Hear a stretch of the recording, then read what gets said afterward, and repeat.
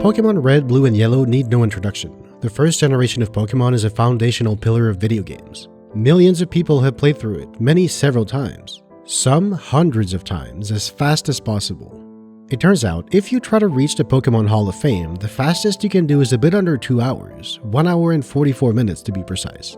But what if you try to go really fast and use glitches to go faster? You're gonna make the game do things it was never meant to do. You're gonna reach the end of the game in 1 minute and 18 seconds. This is the speedrun of Pokémon Red by Pokeguy. In fact, here's all of it.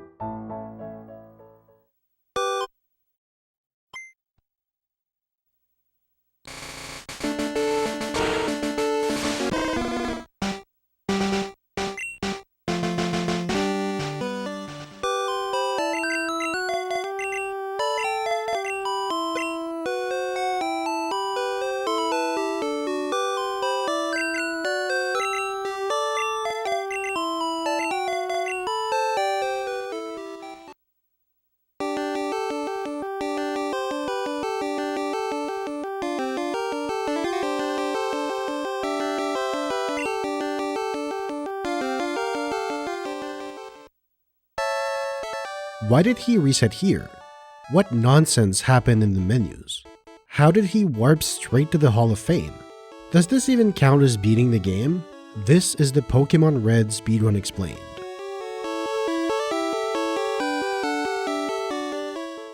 Okay, hear me out. I'm so excited by this upcoming indie game that I sought them out to sponsor the video.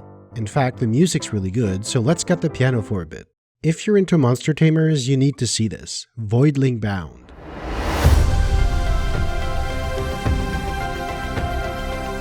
In Voidling Bound, you're a space wrangler who can mind control little creatures called Voidlings to fight against corruption and save their species. You get to play as many different species of Voidlings, but that's just the beginning. The amount of customization is amazing. Branching evolutions, 31 different varieties from one species. Each species has its own upgrade tree. Each Voidling has stats and perks. The amount of control you have is really something else. I had the chance to try Voidling Bound in a playtest recently, and it's locked as a day one purchase for me. I had so much fun just moving around that I'm definitely going to speedrun it as well. But look, don't take my word for it, and try the game yourself. As of today, right now, there's a free demo out on Steam. The link is in the description. I can't recommend it enough, and expect me to stream speedruns of this game in 2026.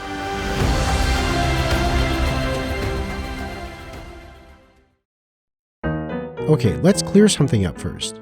This speedrun category is any percent, as in reach the end of the game with any amount of completion by all means necessary. This means that glitches are allowed and encouraged, no matter how potent they are. In this case, the game is broken beyond recognition, and almost none of the intended gameplay remains. So it's no surprise that the category considered as the main speedrun of this game is any percent glitchless. Nonetheless, this speedrun is an amazing technical accomplishment that's fascinating to dive into to understand how it works. The key glitch used in this run is called save corruption. By resetting in the middle of saving, Pokeguy corrupts his save file and obtains 255 Pokemon with garbage data. Swapping these glitched Pokemon interacts with RAM outside of the address space reserved for the Pokemon party.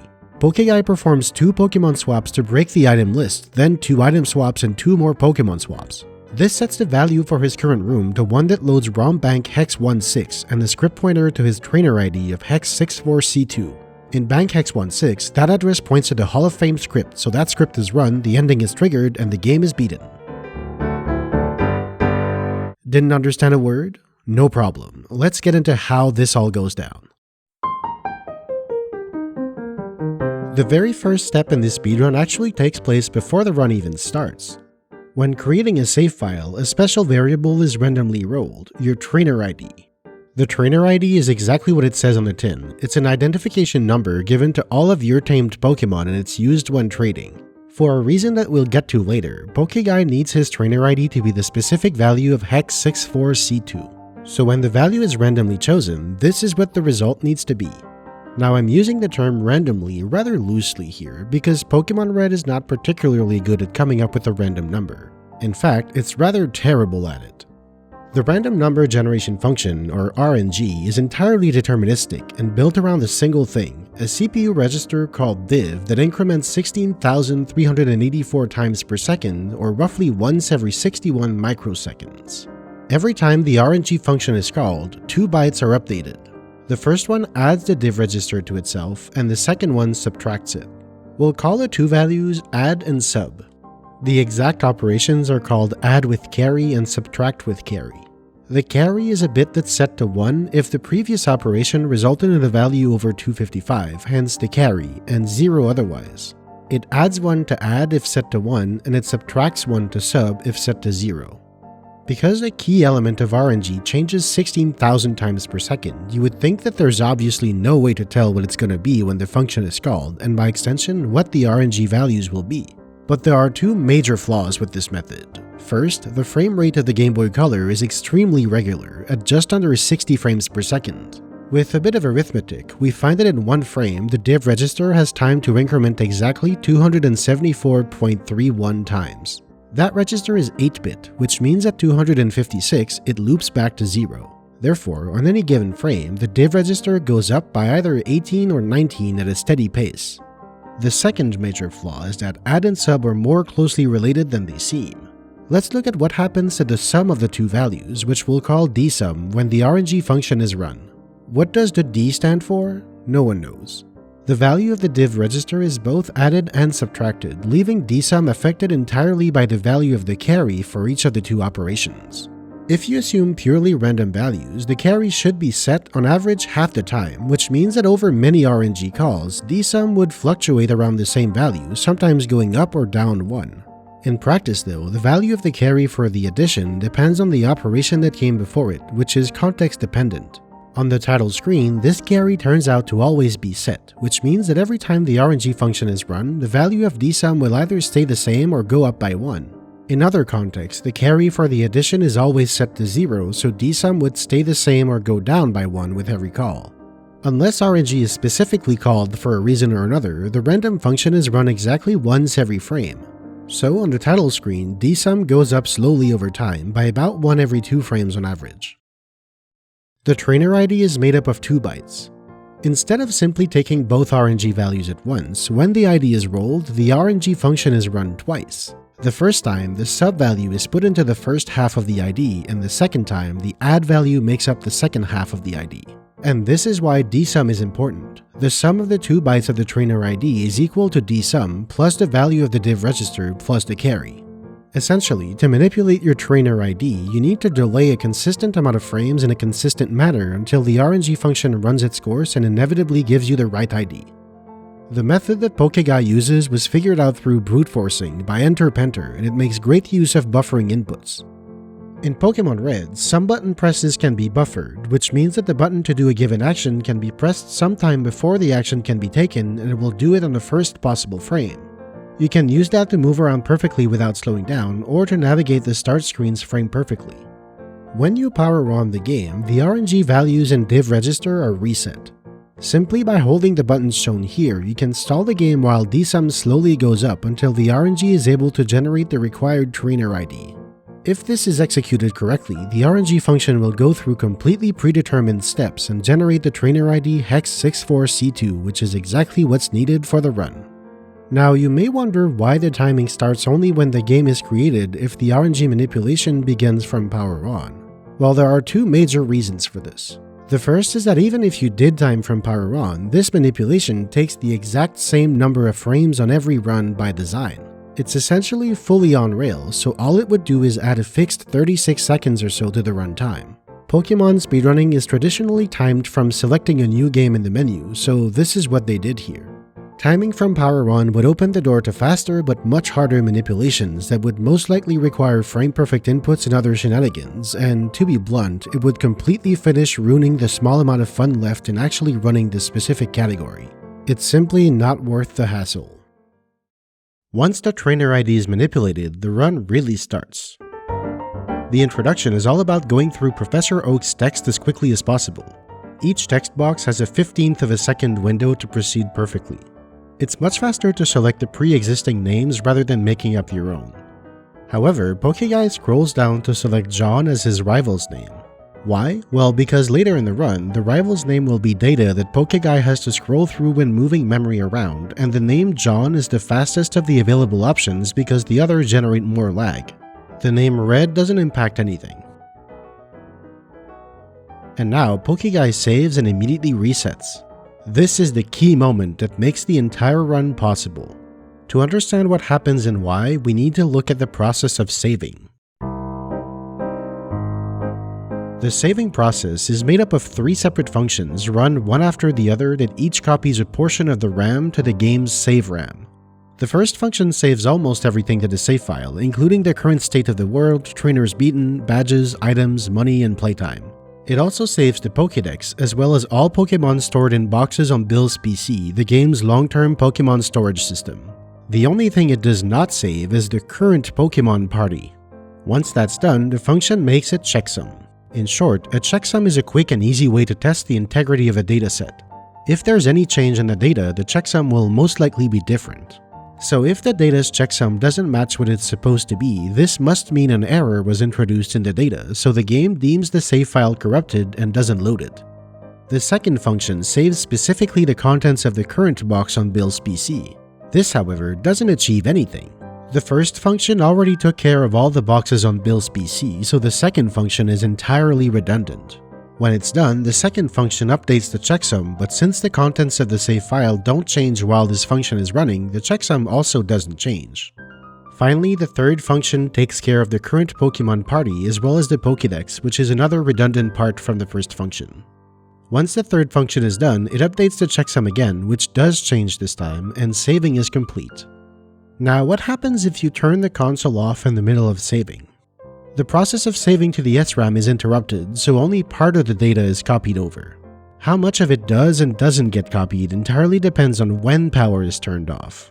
If it happens while the first function is running, there's an overwhelming chance that the save file's checksum doesn't match. When trying to load the save file, the game sees the mismatching checksums, declare the save file corrupted, and deletes it. Now if you reset during the second function, things get interesting. Almost the entire contents of the save file are already saved, and most importantly, the checksum matches. Moreover, the second function doesn't actually change any of the data. So you can reset while it's running, and the save file will be readable. However, the Pokémon party data hasn't been saved yet. In fact, it has never been saved. Before any saved data for the Pokémon party is written, the default values in that space are all hex FF. If you reset during the last function, you run into the same mismatching checksum, corrupting the save file. Finally, resetting any later than that is fully harmless because the saving process is complete by that point.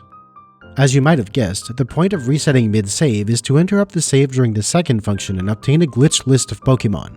You're only supposed to be able to hold 6 Pokémon, but a value of hex FF here means that you have 255. In memory, the data for the Pokémon is ordered like this. Notice how instead of having all the data for one Pokémon, then all the data for the next Pokémon, and so on, the data is instead ordered by type.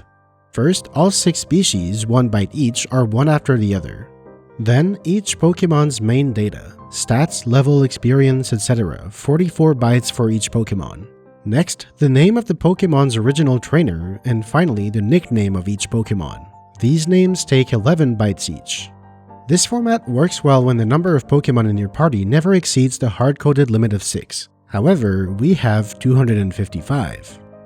To find the correct data block for each type of data, the game needs to go from the start of the list for that data type to an offset equal to the Pokémon number multiplied by the size of each data block. If that Pokémon number is greater than 6, the resulting address is part of another block of data, unrelated to what the game is attempting to read. As soon as you look at the data for the 7th Pokémon, the issue becomes painfully obvious. The byte for the Pokémon species is a byte supposed to mark the end of the list. The 44 bytes for the Pokémon's data are comprised of the first 4 original trainer names. The trainer name is the first Pokémon's nickname, and the Pokémon's nickname is... well, we've run out of data. The next data in memory happens to be a bit field of the Pokédex. First, whether each Pokémon in the Pokédex is owned, then if they've been seen. The result is a garbled mess of a 7th Pokémon. If you look at the 8th, 9th, 10th Pokémon and so on, you end up reading data way past the area meant to store the Pokémon party. But reading garbage data is somewhat inoffensive. The real mess begins when you start moving it around by swapping Pokémon, and this is exactly what Pokéguy does when he re-enters his file. First, he takes a step down. This is not a mistake, he's doing it to reduce lag in the item menu. The reason why will make more sense soon. Pokeguy opens the Pokemon menu and starts moving Pokemon around. Only he scrolls down past the intended limit of 6 and swaps the 11th and 12th Pokemon. Now you may notice that because each section of the Pokemon data has a different size, the offset with each subsequent entry in the list is different. In fact, the data and the nickname for the 11th Pokemon even overlap each other. For that reason, the exact order of operations actually matters here. The values in RAM for the 2 swapped Pokemon are exchanged for each of the 4 categories of data in order: the species, the main data, the trainer name, and finally the nickname. When swapping the main data, a collection of miscellaneous options, badges collected, the trainer ID, his current X and Y position, and the value of the current map end up in the area reserved for items, and the empty values hex 00 end up in their place. But then, when swapping the Pokemon nicknames, the trainer ID gets split up. The second half is moved up while the first half is moved down. This will need cleaning up. Also, even though he technically has interesting items, Pokeguy is actually holding 0 items because this value is still 0. So he performs another swap, this time the 10th and 13th Pokemon, which messes with the map's connection data. More specifically, the data that indicates which other maps the current map is connected to, where those connections are, and so on. More broadly, who cares? What this swap really does is moving the value hex 10 into the item count, giving Pokeguy 16 items, which allows him to select them in a menu and also swap them around. To better understand what comes next, let's focus on the bytes that are moved around by the trainer name swap operation and subdivide the item list. The first swap Pokeguy does is items 1 and 5. This aligns the value hex CF, which originally comes from the map's text pointer table location, with the address for the map ID 5 trainer names down. Pokeguy then swaps items 3 and 13. In doing so, he scrolls past this Master Ball, which is why he moved 1 step down earlier. This is the item where his Y position ended up. The value hex 00 is a glitched item that lags the menu when you scroll past it, but value hex 01 is a harmless Master Ball. The lag reduction outweighs the time investment by 8 frames. The item swap reassembles the trainer ID and aligns it with the address for the map's script pointer, 5 trainer names down. And now he's ready to do the final Pokemon swaps to shift those values into place. Pokemon 17 is swapped with 22, which changes the map ID to hex CF, and Pokemon 18 with 23, which changes the map script pointer to the trainer ID. And now Pokeguy is ready to unpause. His map ID is now hex CF, which is a room of the Sylph Company building. Why? Well, the map ID matters not for the map itself, but because it determines in which section of the ROM, the cartridge's read-only memory, the game will look for the map script to read. In other words, this is not about being in the Hall of Fame, but about acting like you're in the Hall of Fame. The Game Boy has a minuscule ROM size limit of 32 kilobytes. Pokémon Red does not fit in such a tiny space. In fact, it takes up 32 times that amount, 1 megabyte. To cram this much data into the Game Boy, the game resorts to using ROM banks. Those are 64 subdivisions of 16 kilobytes, which can fit into the Game Boy's memory 2 at a time. Whenever the game needs to read data that's on a different ROM bank, it swaps out the bank to be able to read that data. Bank swapping happens very quickly and usually several times per frame. The Hall of Fame script is located in bank hex 16 at address hex 649E. Also in that ROM bank are routes 6, 8, 11, 12, 15, 16, and 18, the Vermilion Pokemon Fan Club, and part of the Sylph Company building. By setting the map ID to any of these maps, the game loads bank hex 16 to read the map script. But which map script is actually read doesn't depend on the map ID itself. It's instead dictated by the map script pointer. But the script pointer reads hex C264, nowhere near hex C49E. What happened? Well, during the Pokemon and item swapping, the trainer ID got disjointed and pieced back together backwards. But lucky for us, the script pointer is Little Endian. It reads the address backwards. So, hex C264 is read as 64C2, and that's where the code is run. This is not at the very beginning of the Hall of Fame script, it's a few instructions down the line, but it works anyway. In fact, any of the values hex C4BB, BD, BE, C1, C2, C3, and 64C6 would also work. But why wouldn't hex C4BC, BF, C0, C4, or C5 work? Most assembly instructions are made up of more than a single byte. The first byte of the instruction is the opcode, or what the instruction actually is. Then, if it calls for it, the next 1 or 2 bytes are reserved for a certain amount of information that is needed to carry out the instruction, such as a value to do an operation on or an address to read or to write to. It's extremely important that the CPU knows exactly which byte is an opcode and which byte is a value or an address. Trying to read misaligned assembly is almost always catastrophic because the Game Boy is running pure nonsense as code. If you're lucky, you can fall on a value that maps to a harmless opcode that brings your alignment back to normal. In this case, the address hex C4BD does just that. But most likely, the game tries to execute garbage code, quickly spirals into insanity, and crashes. So, by reading at address hex C4C2, the Hall of Fame script is run, which, at the end of the dialogue with Professor Oak, triggers the game's credits and registers your save file as having beaten the game. And so, Pokémon Red is beaten in a little over a minute. While I want to stress again that this is not how Pokémon Red is typically speedrun, I hope that this has helped you appreciate the ingenuity and skill that went into solving this intricate puzzle. Without this understanding, some might dismiss this 1-minute speedrun as worthless, boring, and lazy, but the meticulous deconstruction and reverse engineering that was done to get to this point is the exact opposite. Thanks for watching.